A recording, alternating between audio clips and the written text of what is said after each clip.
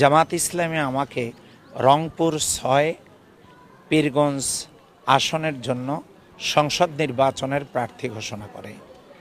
আমি এই আসনের একজন স্থায়ী বাসিন্দা হিসাবে এই আসনে আমি যদি নির্বাচিত হই, তাহলে দীর্ঘদিনে এখানে যে সমস্যাগুলো রয়ে গেছে, এই সমস্যাগুলোর সমাধানের জন্য আমি যথাযথ ভূমিকা রাখার চেষ্টা করব ইনশাআল্লাহ।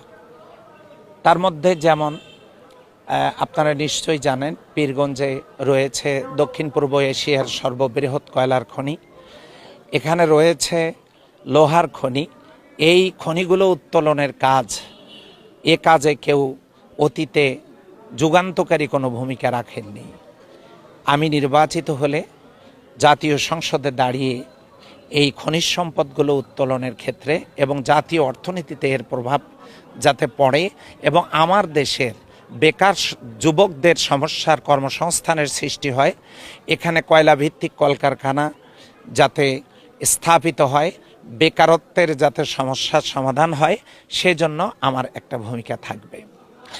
এরপরে রাস্তাঘাট অবহেলিত কিছু এলাকা রয়েছে, যে এলাকাগুলোতে এখনও উন্নয়নের ছোঁয়া লাগেনি, অথচ বৈষম্য দূর করবার জন্য আমার এই পীরগঞ্জ থেকেই বুকের রক্ত ঢেলে দিয়েছে শহীদ আবু সাঈদ। সেই আবু সাঈদের স্মৃতি বিজড়িত পীরগঞ্জের কোনো মানুষ বৈষম্যের শিকার হোক, এটা আমি চাই না। এই জন্য রাস্তাঘাটগুলো পুনর্নির্মাণের ব্যাপারে এবং মেরামতের ব্যাপারে আমি একটা পদক্ষেপ গ্রহণ করতে চাই, যাতে করে সকল মানুষ নির্বিঘ্নে তারা তাদের গন্তব্যে চলতে পারে এবং তারা তাদের হাট বাজার সহ শিক্ষা প্রতিষ্ঠান সহ বিভিন্নখানে যাতায়াত করতে পারে। এরপরে আমি ছাত্রছাত্রীদের জন্য যে কাজটা করতে চাই, সেটা হলো আমাদের দেশের ছাত্রছাত্রীরা তারা এখানে শুধুমাত্র গতানুগতিক শিক্ষায় শিক্ষিত এবং গতানুগতিক তারা পড়াশোনা করছে। এগুলোকে আমি আধুনিক আয়নের মধ্য দিয়ে এবং শিক্ষা কার্যক্রমকে আমি ভিন্নভাবে একটু ঢেলে সাজানোর মধ্য দিয়ে সেই শিক্ষা ব্যবস্থায় সুস্থ সংস্কৃতি, খেলাধুলা, এরপরে তাদেরকে স্বল্প মূল্যে তাদের পড়াশোনার সামগ্রীগুলো সরবরাহ করার ব্যাপারে আমি একটা পদক্ষেপ নিতে চাই। এরপরে আমি যুবকদের ব্যাপারে যে কাজটা করতে চাই, যুবকদের জন্য আমার একটি সুন্দর চিন্তা আমি করেছি এই যুবকদেরকে নিয়ে। এই যুবকদের জন্য খেলাধুলার পর্যাপ্ত ব্যবস্থা নেই, তাদের জন্য নেই হচ্ছে এখানে কোনো সুস্থ বিনোদন পার্ক, এবং তাদের জন্য নেই উন্নত মানের কোনো লাইব্রেরি যেখানে তারা পিপাসুরা জ্ঞান অর্জন করতে পারে, এবং যারা সংস্কৃতি মনা তারা তাদের সুস্থ সংস্কৃতির চর্চা করতে পারে। এবং আমি একটা পরিকল্পনা গ্রহণ করেছি আমার থানায়, যে সকল পাবলিক পরীক্ষাগুলো যাতে একটা কেন্দ্রে হয়, সেজন্য যেন অন্য কোনো প্রতিষ্ঠানকে পরীক্ষার কারণে বন্ধ রাখতে না হয়, সেজন্য আমি আলাদা পরীক্ষা কেন্দ্র নির্মাণের একটা চিন্তা করেছি। এক্ষেত্রে আমি সে সময়ের সরকারকে বলবো যেন প্রতিটি উপজেলা আলাদা করে একটা পরীক্ষা কেন্দ্র করা হয়।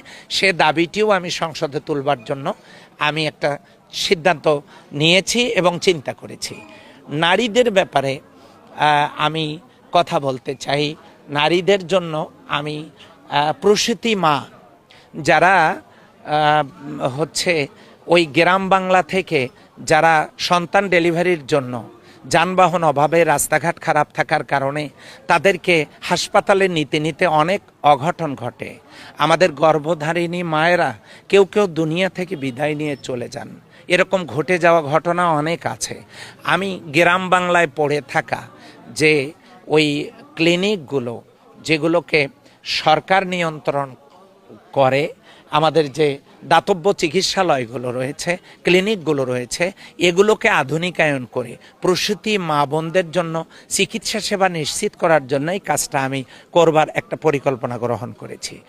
এমনি করে আমি পীরগঞ্জে আপামর জনসাধারণের জন্য আমি তাদের নিরাপত্তা, এরপরে দখলদারিত্ব মুক্ত বাজার, হাট, বিভিন্ন টেম্পো স্ট্যান্ড, বাস স্ট্যান্ড, এগুলো যাতে দখলদারিত্ব মুক্ত করা যায় সে ব্যাপারে আমার ভূমিকা থাকবে। আইন শৃঙ্খলা বাহিনীর ব্যাপারে আমার তাদের সাথে যোগাযোগ থাকবে, যাতে করে আমার এই পীরগঞ্জের মানুষেরা কোনো হয়রানির শিকার না হয়।